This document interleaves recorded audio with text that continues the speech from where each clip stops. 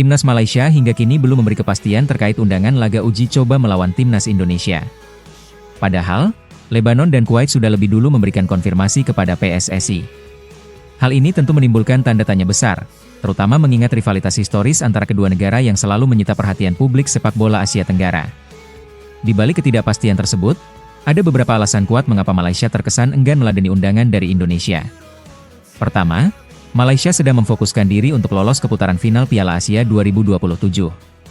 Mereka berada dalam persaingan ketat dengan Vietnam di fase kualifikasi, dan laga penting melawan Laos pada Oktober 2025 menjadi penentu. Dalam konteks ini, menghadapi lawan tangguh seperti Indonesia bisa mengganggu fokus dan kesiapan mereka. Jadwal yang berdekatan dengan pertandingan resmi membuat tim Harimau Malaya kemungkinan besar akan menghindari laga yang terlalu menyita energi. Kedua, karakteristik calon lawan uji coba yang ditawarkan Indonesia tidak sesuai dengan kebutuhan taktik Malaysia.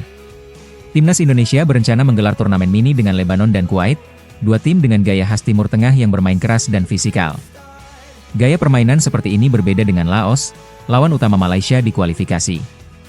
Oleh karena itu, Malaysia mungkin lebih memilih tim-tim yang secara taktis mirip dengan Laos untuk memaksimalkan simulasi pertandingan.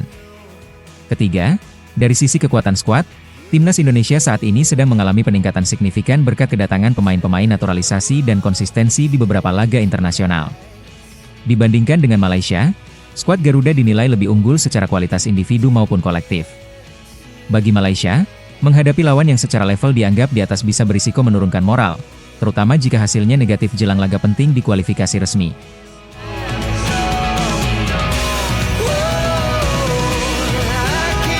Mes Hilger tak bisa menyembunyikan rasa antusiasnya untuk segera membela Timnas Indonesia di Stadion Utama Gelora Bung Karno. Dalam wawancara dengan kanal YouTube resmi klubnya, Mes mengungkapkan bahwa atmosfer sepak bola Indonesia jauh lebih meriah.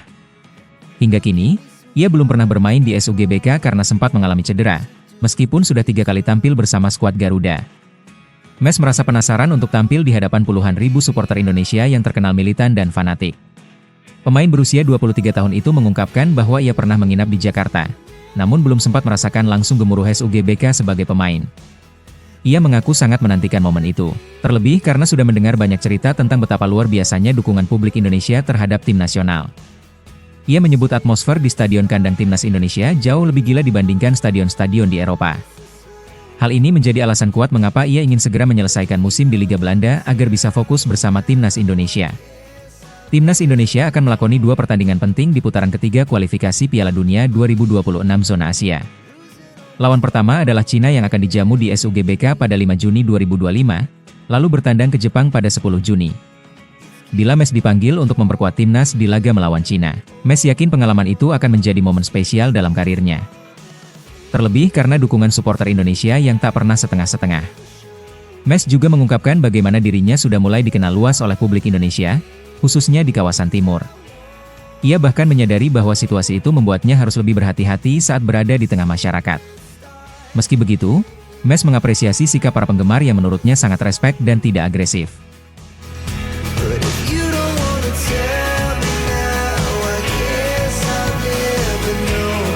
Ole Romeni mulai mencuri perhatian media Inggris setelah menjalani musim perdananya di divisi Championship bersama Oxford United. Meski hanya mencetak 1 gol dari 14 penampilan, performa striker muda Timnas Indonesia ini dinilai cukup menjanjikan untuk ukuran pemain baru. Persaingan ketat di kasta kedua Liga Inggris memang menjadi tantangan besar, namun Ole dianggap mampu beradaptasi secara bertahap. Media lokal Oxford Mail pun memberikan ulasan khusus atas kontribusinya sepanjang musim ini. Oxford Mail menyebut bahwa posisi terbaik Romeni masih belum ditemukan, karena sang pemain kerap keluar masuk dari starting 11. Kendati demikian, beberapa penampilan menunjukkan kilasan kualitasnya sebagai striker. Mengingat kontraknya masih berlangsung hingga 2028, Romeni memiliki cukup waktu untuk membuktikan diri secara penuh di kompetisi berat seperti Championship. Menariknya, selain Romeni, nama Marcelino Ferdinand juga mendapat sorotan dari media Inggris tersebut. Marcelino melakukan debutnya untuk Oxford United dalam pertandingan terakhir musim ini melawan Swansea City, menggantikan Ole menjelang akhir laga. Meski menit bermainnya masih minim dan lebih sering tampil di tim akademi, debut tersebut menjadi langkah awal yang penting. Dengan kontrak yang masih berlaku hingga tahun depan, Marcelino juga diharapkan bisa berkembang dan merebut tempat di tim utama seperti yang tengah diupayakan oleh Romeni. Oxford Mail menyoroti performa seluruh skuad sepanjang musim, mulai dari pemain senior hingga nama-nama muda seperti Marcelino dan Gatlin Odonkor. Rangkuman akhir musim ini menampilkan penilaian rata-rata pemain, sebagai refleksi naik turunnya performa tim. Perjalanan mereka masih panjang, tapi sorotan media lokal menandakan bahwa kiprah pemain Indonesia mulai mendapatkan pengakuan di level kompetisi Eropa yang lebih tinggi.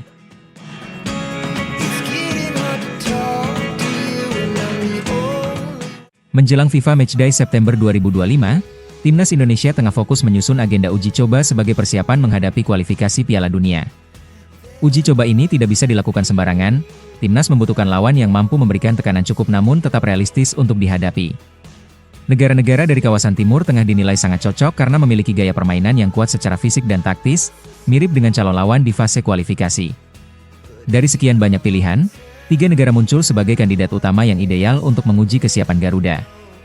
Lebanon menjadi pilihan pertama karena memiliki peringkat FIFA yang lebih tinggi dibanding Indonesia, yaitu di posisi 112, sementara Indonesia ada di peringkat 123.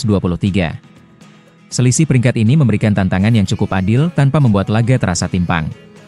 Selain itu, gaya permainan Lebanon yang keras dan disiplin dinilai cocok untuk mengukur kemampuan lini tengah dan pertahanan timnas. PSSI sendiri telah menyebut Lebanon sebagai salah satu lawan potensial, yang menunjukkan adanya komunikasi serius antara kedua federasi. Kuwait menjadi kandidat berikutnya meskipun mereka berada di posisi 134 FIFA, lebih rendah dari Indonesia.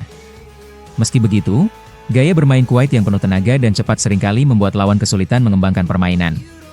Tim pelatih Timnas Indonesia melihat laga melawan Kuwait sebagai kesempatan untuk meningkatkan kekompakan tim, terutama bagi pemain-pemain diaspora yang baru bergabung. Selain itu, pertandingan melawan Kuwait bisa dijadikan simulasi menghadapi tim-tim Asia Barat lainnya yang akan muncul di putaran lanjutan kualifikasi. Palestina merupakan lawan paling tangguh di antara ketiganya, dengan peringkat FIFA ke-103 dan performa yang terus membaik dalam beberapa tahun terakhir. Mereka dikenal memiliki organisasi permainan yang solid dan tidak mudah dikalahkan, bahkan oleh tim yang secara peringkat lebih tinggi.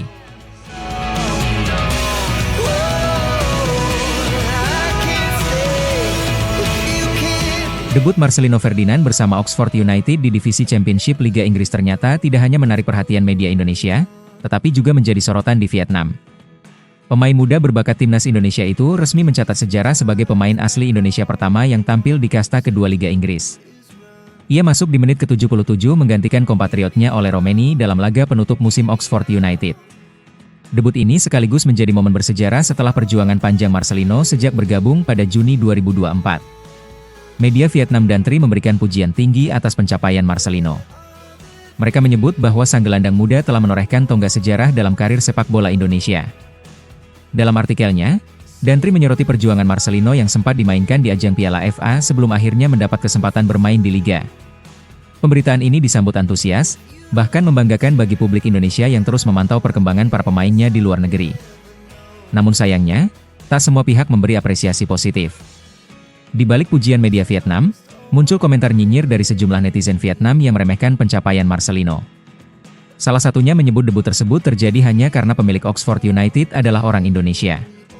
Netizen tersebut menilai bahwa kehadiran Marcelino di tim utama Oxford United bukan sepenuhnya karena kemampuan, tapi karena orang dalam. Komentar seperti ini tentu memicu perdebatan.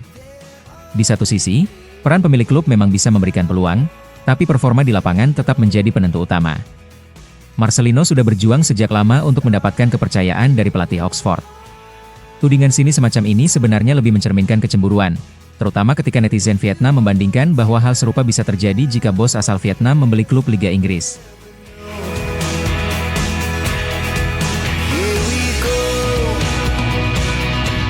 Asnawi Mangkualam berpeluang besar kembali mengenakan seragam Timnas Indonesia dalam 2 laga krusial melawan Cina dan Jepang. Indikasi kuat muncul setelah namanya absen dari daftar pemain ASEAN All-Stars yang akan menghadapi Manchester United dalam laga eksibisi. Port FC, klub tempat Asnawi bermain di Liga Thailand, hanya melepas 2 pemain ke tim All-Star, Irfan Fandi dan Woracit Kanitsribumpen.